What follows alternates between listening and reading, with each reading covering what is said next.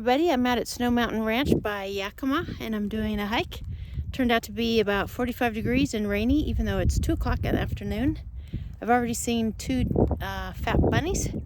Didn't get a picture because they're pretty fast. So I'm heading up the mountain to see if there's any wildflowers blooming.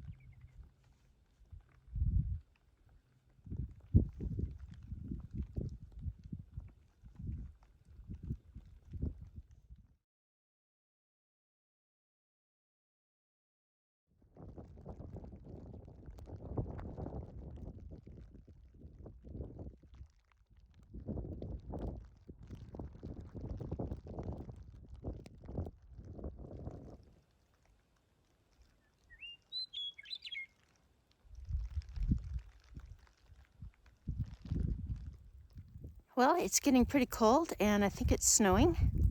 And I'm hearing the western meadowlark. I just ID'd it with my Merlin ID app. And I see one on a bush over there, but I think if I get close, they'll probably fly off. But they are singing for me.